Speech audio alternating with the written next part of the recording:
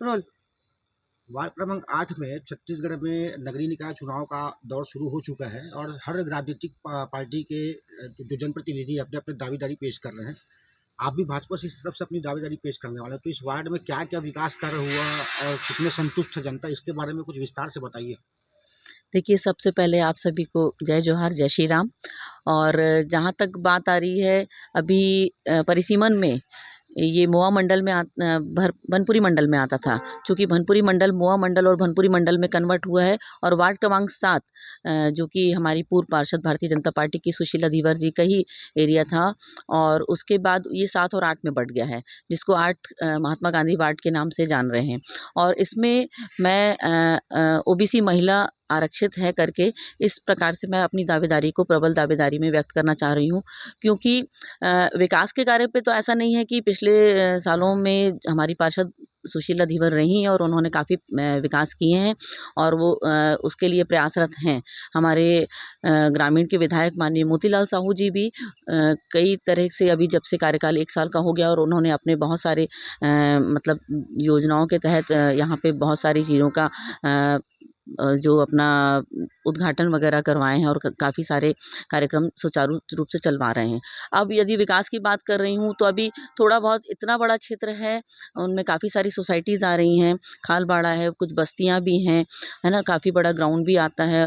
तो बेल्ट तो बहुत बड़ा है, लेकिन उसमें विकास के रूप में हम यदि बोलेंगे ना, तो जैसे छोटी-मोटी सुविधाएँ लेते हैं, तो जैसे बस्तियों में जाते हैं तो मैंने वहाँ देखा है कि उनको थोड़ी पानी की परेशानी है और वहाँ पे सीपेज की प्रॉब्लम है, और कई जगह मतलब कुछ एरिया ऐसे हैं कि जहाँ पे कुछ जैसे नशे वगैरह से इस टाइप के कुछ काम होते रहते हैं। शाम होते ही अंधेरे, मतलब रात शाम के अंधेरे में कुछ काम ऐसे गैर कानूनी किए जाते हैं। असामाजिक तत्वों का जमावड़ा। असामाजिक तत्वों का जमावड़ा है, बिल्कुल सही कहा आपने।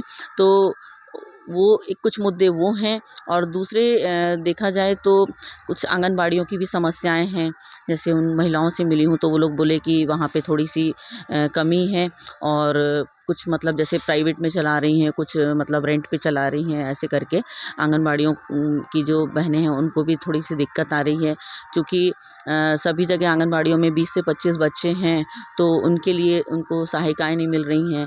मतलब इस तरह से फिर तालाब का भी थोड़ा सौंदर्यीकरण करना है हमको, है ना? बीच-बीच में जो बाज़ार में कुछ समस्याएँ आ रही हैं, जहाँ पे पानी भरने की समस्या है कहीं-कहीं, और ऐसी छोटी-मोटी सभी समस्याओं को लेके मैंने अपना मन बनाया है, और विगत 7 सालों से मैं राजनीति में सक्रियता में निभाती रही हूँ, मंडल मंत्री भी रही हूँ इस मंडल की।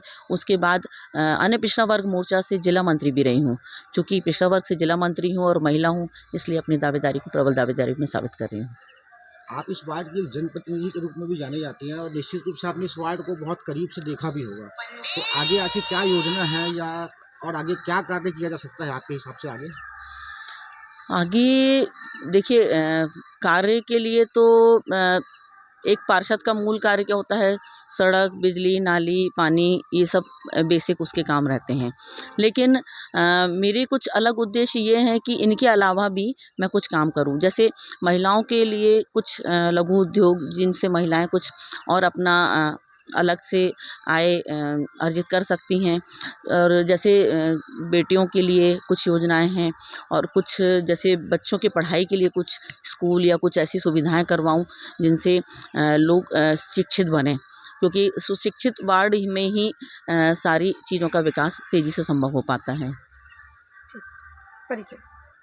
मैं सोनिया साहू, वार्ड क्रमांक 8 महात्मा गांधी वार्ड से अन्य पिछड़ा वर्ग मोर्चा महिला के आरक्षण में अपनी दावेदारी प्रस्तुत कर रही हूँ। धन्यवाद।